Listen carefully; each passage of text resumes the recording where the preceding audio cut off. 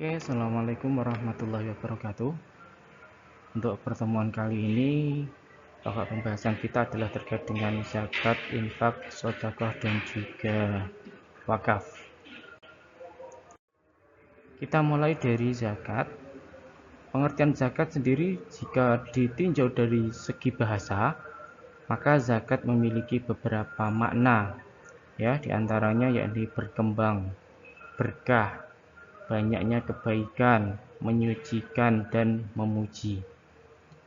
Namun secara istilah, zakat sudah digunakan untuk menyebut sebuah ibadah yang mana ibadah tersebut termasuk salah satu rukun Islam. Jadi menurut istilah fikih, zakat sendiri itu berarti sejumlah harta tertentu yang diambil dari harta tertentu, yakni hartanya orang yang berzakat, dan wajib diserahkan kepada golongan tertentu. Artinya zakat tidak boleh diberikan kepada sembarangan orang, tetapi zakat hanya boleh diberikan kepada golongan tertentu.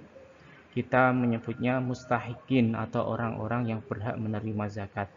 Jadi saya ulangi sekali lagi, zakat berarti sejumlah harta tertentu, ya, karena nanti yang dikeluarkan berapa itu ada ketentuannya, yang diambil dari harta tertentu, yaitu diambil dari orang yang sudah wajib zakat dan wajib diserahkan kepada golongan tertentu. Dia harus diserahkan kepada orang-orang yang berhak menerima zakat, tidak boleh diberikan kepada sembarang orang. Zakat sendiri secara garis besar ada dua macam. Yang pertama, zakat fitrah. Ini kita mengenal zakat fitrah dikeluarkan di bulan Ramadan biasanya. Ini sudah sangat banyak yang melaksanakan untuk zakat fitrah. Zakat fitrah itu zakat badan. Lalu yang satunya lagi adalah zakat mal. Zakat mal ini zakat harta. Ini yang jarang orang mengeluarkan. Bisa jadi karena tidak tahu atau bisa jadi karena tidak mau. Ya, jadi kalau zakat fitrah sudah banyak yang mempraktekannya, sudah banyak yang mengeluarkannya, tetapi untuk zakat mal ini dalam pengamatan saya hanya orang-orang tertentu yang sadar akan zakat mal, meskipun seharusnya mereka juga wajib zakat. Nah, zakat fitrah tadi kan menzakati badan kita, jadi kita diberi kesehatan, diberikan umur yang panjang, itu dizakati, dalam tanda kutip dipajeki dengan namanya zakat fitrah atau zakat badan. Lalu terkait dengan zakat mal atau zakat harta, maka jika kita mempunyai harta-harta berikut, kita wajib mengeluarkan zakatnya. Apa saja itu? Yang pertama adalah masyiyah atau hewan ternak. Kita punya unta dengan jumlah tertentu, kita punya sapi dengan jumlah tertentu, kita punya kerbau dengan jumlah tertentu, kita punya kambing dengan jumlah tertentu. Maka jika sudah memenuhi syarat dengan jumlah tertentu tersebut, maka wajib zakat malnya. Tetapi jika jumlahnya belum mencapai jumlah yang disyaratkan wajib zakat, maka belum wajib zakat. Yang kedua yang diwajibkan zakat lagi adalah emas dan perak. Misal kita punya emas murni, emas batangan, sudah mencapai batas tertentu, maka diwajibkan zakat. Nah, emas dan perak ini di era sekarang berkembang. Sebagian ulama mengatakan bahwa uang kertas itu disamakan dengan emas dan perak. Sebab jika disamakan dengan emas dan perak, maka uang wajib zakat. Tetapi kalau dianggap tidak sama dengan emas dan perak, berarti uang kertas tidak wajib zakat. Maka untuk zakat uang kertas sendiri, para ulama masih berbeda pendapat. Ada yang mengatakan disamakan dengan emas, berarti wajib zakat. Ada yang mengatakan tidak. Yang ketiga adalah zuruk atau hasil pertanian. Meliputi ada padi, kedelai, kacang hijau, jagung, dan lain-lain, makanan pokok lainnya. Lalu yang keempat adalah simar, buah-buahan, ada anggur dan kurma. Lalu kelima yang wajib dizakati lagi adalah harta dagangan. Misal kita punya dagangan, apapun dagangannya, ketika mencapai jumlah tertentu, batasan tertentu, maka wajib zakat. Selanjutnya adalah hasil pertambangan emas dan perak. Ya, semisal kita mendapatkan barang hasil tambang, maka itu juga wajib dizakati. Intinya, barang-barang yang ada di sini 1 sampai 6 ini, jika kita memilikinya dan jika sudah memenuhi syarat wajib zakatnya, maka keenamnya ini harus dikeluarkan zakatnya. Namun masing-masing ada ketentuannya. Misal unta, sapi, kerbau, ada ketentuannya. Yaitu ketika sudah mencapai jumlah nisab. Emas juga gitu, kalau sudah mencapai jumlah nisab. Kalau punya sapi hanya 1, ya enggak, karena belum mencapai jumlah nisab. Selanjutnya kita bahas terkait dengan zakat fitrah. Tadi sempat saya jelaskan zakat fitrah itu zakat badan. Nah, orang yang wajib zakat fitrah itu yang pertama ketika dia itu Islam, berarti non-muslim tidak wajib zakat fitrah. Yang kedua dia merdeka, bukan budak atau hamba sahaya. Kalau budak sekarang sih sudah tidak ada ya. Yang ketiga, dia mempunyai kelebihan makanan atau harta dari yang diperlukan di hari raya dan malam hari raya. Jadi di tanggal 30 Ramadan itu dia masih punya beras atau masih punya uang untuk makan di tanggal 30 dan di tanggal 1 Syawal.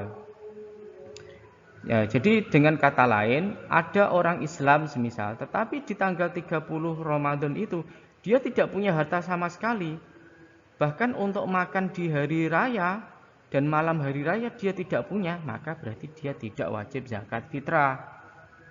Tapi jarang sekali sekarang yang seperti itu. Ya, jadi ketika panjenengan di tanggal 30 Ramadan kok punya uang yang cukup untuk dimakan di malam 1 Syawal dan cukup dimakan untuk tanggal 1 Syawal, berarti jenengan wajib zakat. Meskipun jenengan punyanya uang itu aja, tidak punya berlebih-lebihan. Syarat selanjutnya adalah dia menemui waktu wajib mengeluarkan zakat fitrah. Artinya menemui sebagian dari bulan Ramadan dan sebagian dari awalnya bulan Syawal.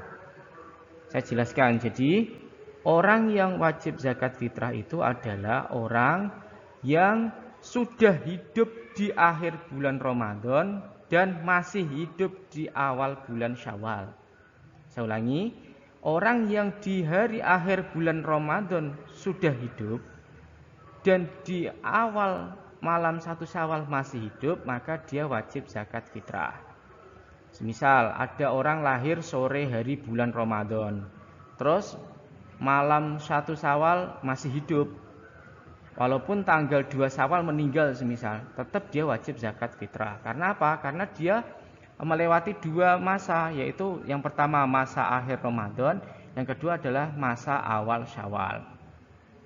Tetapi jika ada orang dia Ramadan terakhir tanggal 30 sore mati, dia tidak menangi, tidak hidup di malam 1 Syawal, maka tidak wajib zakat fitrah. Atau dia lahir di malam 1 Syawal, berarti dia ini juga hanya hidup di satu masa, dia tidak menangi malam terakhir, tidak menangi sore terakhir bulan Ramadan, hanya menangi malam 1 Syawal saja, itu juga dia tidak wajib zakat fitrah.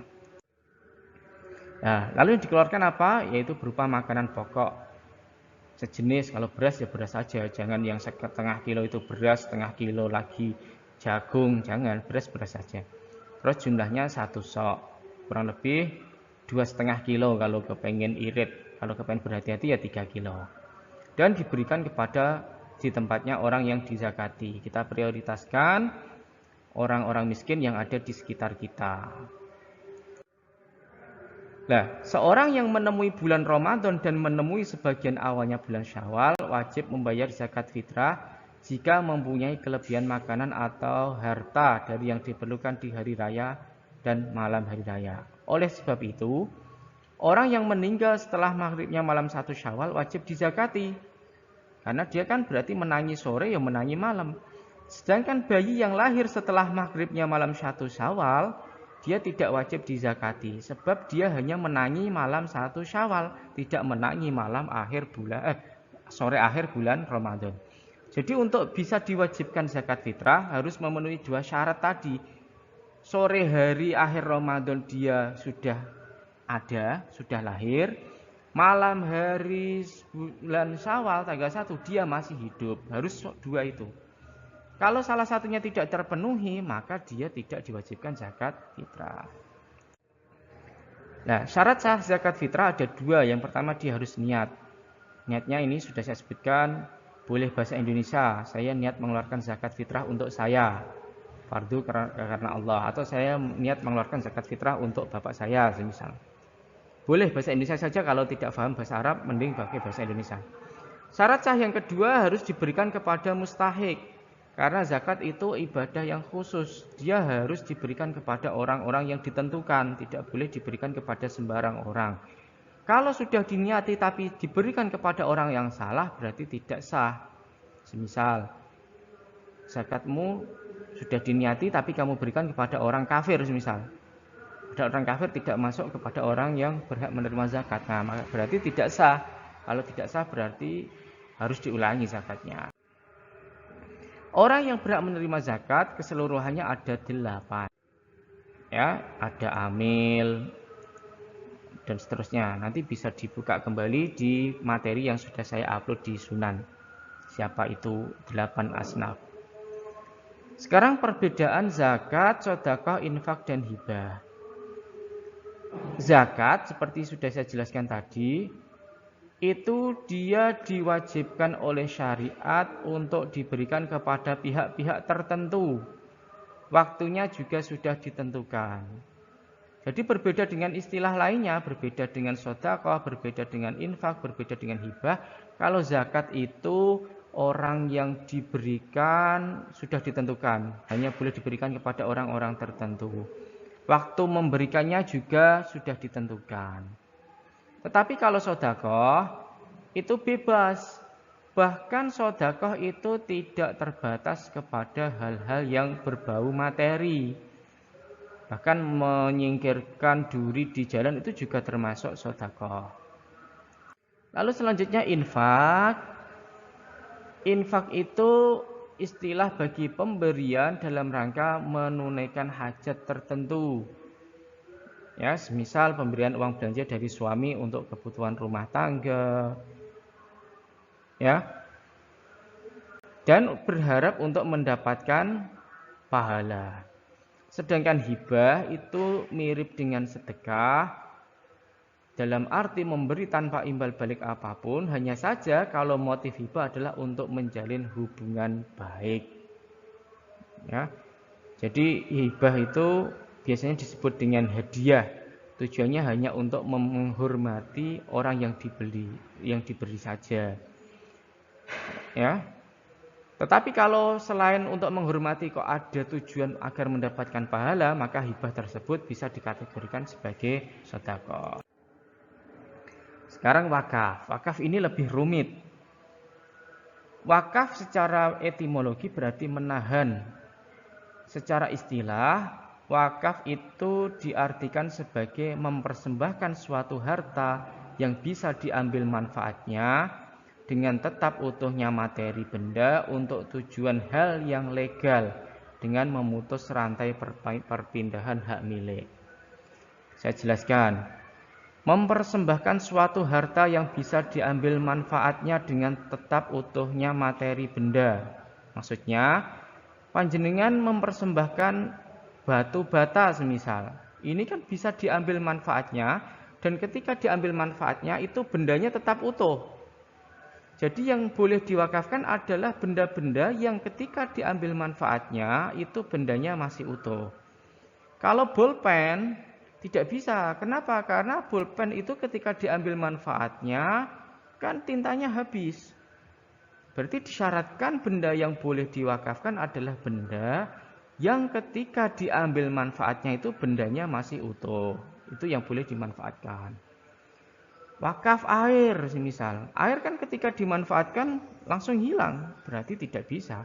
Yang bisa adalah hal-hal yang ketika dimanfaatkan itu bendanya masih tetap utuh. Wakaf meja, misal wakaf kursi, ini kan ketika dibuat duduk pun bendanya kan masih tetap. Itu boleh diwakafkan. Ya. Jadi yang boleh diwakafkan adalah benda-benda yang ketika dimanfaatkan itu nantinya dia tetap utuh, tidak hilang. Mewakafkan lilin boleh enggak? Enggak boleh, karena ketika diambil manfaatnya lilinnya nanti hilang. Nah, rukun wakaf sendiri yang pertama harus ada orang yang mewakafkan. Misal panjenengan mewakafkan. Orang yang mewakafkan ini pertama harus mukalaf. Orang kafir tidak boleh. Yang kedua harus atas kehendaknya sendiri, tidak boleh dipaksa oleh orang lain. Jadi misal Bapak panjenengan mewakafkan tanah untuk masjid, maka pastikan bahwa Bapak panjenengan tadi tidak dipaksa, tapi atas kehendaknya sendiri. Yang ketiga, layak menyumbangkan hartanya. Artinya jangan sampai yang wakaf tadi orang kecil, anak orang kecil atau anak kecil atau orang yang gila, ini kan dia tidak layak menyumbangkan hartanya, maka tidak boleh berwakaf. Lalu yang selanjutnya, memiliki barang yang akan diwakafkan. Jadi barang tersebut harus miliknya sendiri. Jangan sampai panjenengan mewakafkan tanah itu bukan milik panjenengan. Jadi di belakang rumah ada kebun milik tetangga, terus panjenengan bilang ke pengurus masjid, tanah di belakang rumah saya wakafkan untuk masjid. Ya tidak boleh, karena itu bukan milik panjenengan. Disyaratkan dia adalah pemilik barang yang akan diwakafkan. Lalu selanjutnya adalah dia merdeka, bukan seorang budak. Lalu barang yang diwakafkan, pertama dia harus berupa benda. Ya, benda dan spesifik. Jadi semisal di satu tempat ada beberapa sajadah, maka harus spesifik, saya mewakafkan sajadah yang ini semisal, atau saya mewakafkan sajadah yang itu semisal. Atau saya mewakafkan sajadah merek A yang warnanya merah. Harus spesifik. Jangan sampai di satu tempat itu ada banyak sajadah, tetapi kamu hanya bilang saya mewakafkan sajadah. Itu saja. Itu tidak boleh karena tidak spesifik. Lalu syarat selanjutnya, barang yang diwakafkan tadi harus miliknya orang yang mewakafkan. Tidak boleh mewakafkan harta yang bukan miliknya. Lalu harta tersebut bisa dialih milikkan, sehingga bisa dijadikan barang wakaf. Lalu harus berfungsi, tidak boleh mewakafkan kipas yang sudah mati. Ya, tidak boleh. Atau tidak boleh mewakafkan sajadah yang sudah sobek semua, tidak boleh. Terus selanjutnya fungsi tersebut harus merupakan fungsi yang legal. Maka tidak boleh mewakafkan buku yang berisi gambar haram. Tidak boleh, karena nanti pemanfaatnya tidak legal secara syara. Lalu selanjutnya, barang yang ditawarkan wakif sesuai dengan fungsi aslinya. Maka kalau ada orang yang mewakafkan uang kertas, tetapi tujuannya untuk hiasan, tidak boleh, karena fungsi uang kan sebetulnya bukan untuk hiasan. Lalu pemanfaatan tidak berkonsekuensi menggerogoti mauquf. Artinya barang-barang yang tadinya diwakafkan bukanlah barang yang rusak atau habis oleh pemanfaatan. Tadi sudah saya jelaskan. Jadi yang bisa diwakafkan adalah barang yang awet, yang tidak rusak meskipun sudah dimanfaatkan. Sajadah untuk masjid, lalu misal kipas angin untuk masjid, boleh. Karena tidak rusak. Kalau wakaf lilin untuk masjid tidak boleh, karena lilin akan rusak ketika dimanfaatkan. Rukun wakaf selanjutnya adalah mauquf alaih, objek alokasi wakaf. Objek alokasi wakaf haruslah pertama tidak ada kemaksiatan di dalamnya dan harus legal secara syar'i. Jika objek alokasi wakaf itu tidak tertentu pada perorangan namun berupa sosial kolektif, semisal saya mewakafkan tanah untuk orang-orang miskin, bukan untuk A, bukan untuk B, tetapi secara umum. Saya mewakafkan tanah untuk orang-orang miskin semisal, maka syarat mauquf alaihnya adalah tidak berupa maksiat. Jadi tidak boleh saya mewakafkan tanah ini untuk orang-orang miskin. Terus di antara orang miskin itu ada yang kafir misalnya, maka dia tidak boleh ikut menikmatinya. Karena itu berupa maksiat. Saya ulangi sekali lagi bahwa objek alokasi wakaf tidak boleh ada kemaksiatan di dalamnya. Panjenengan tidak boleh saya wakaf untuk diskotik, tidak boleh. Saya wakaf untuk tempat prostitusi, tidak boleh. Karena ada kemaksiatan di dalamnya dan juga tidak legal secara. Selanjutnya rukun wakaf yang keempat adalah ikrar. Ikrar ini adalah ungkapan. Yang satu, saya wakafkan tanah saya. Terus yang satu menerima. Ya, saya terima wakafnya. Itu namanya ikrar atau segot. Nah, bagi orang yang bisu semisal, maka bisa diganti dengan tulisan. Nah, segot wakaf itu harus berisi kalimat yang bisa mengutarakan maksud wakaf. Semisal tadi saya contohkan, saya mewakafkan tanah saya ini. Ada kalimat mengutarakan wakaf. Dan tidak boleh ada limitasi waktu. Tidak boleh saya mewakafkan tanah saya 1 minggu. Tidak boleh. Terdapat penjelasan tujuan alokasi untuk apa. Saya mewakafkan tanah saya untuk masjid, atau untuk musola, atau untuk rumah sakit. Harus jelas alokasinya untuk apa. Dan tidak boleh digantungkan pada sesuatu. Yang seperti ini tidak boleh. Saya mewakafkan tanah saya 1 hektar untuk masjid. Jika saya menang hadiah. Ada keterangan seperti itu tidak boleh. Itu namanya menggantungkan pada sesuatu. Itu tidak boleh. Selanjutnya ilzam, tidak ada ikhtiar. Ketika sudah diucapkan, maka otomatis wakaf itu sudah terjadi. Jadi tidak bisa diralat, maka harus berhati-hati dengan kalimat wakaf. Syarat sah wakaf, yang pertama takbid, barang tersebut yang diwakafkan diberikan secara abadi terus menerus. Tidak boleh diminta kembali di kemudian hari. Yang kedua tanjis, ya artinya akad akan terrealisasi seketika setelah ikrar. Ketika panjenengan bilang saya mewakafkan tanah saya untuk masjid, maka saat itu juga sudah terjadi pelimpahan hak, berarti itu sudah bukan hak panjenengan lagi. Yang ketiga imkanut tamlik, yakni orang yang mewakafkan memiliki kekuasaan atau kewenangan dan kemampuan untuk menyerahkan barang. Tadi sudah saya jelaskan bahwa barang yang diwakafkan harus merupakan miliknya sendiri. Dia menguasai barang tersebut, bukan barang milik orang lain. Sekian penjelasan tentang zakat, infak, sedekah, dan wakaf. Jika ada yang kurang jelas bisa ditanyakan di grup WA kelas. Assalamualaikum warahmatullahi wabarakatuh.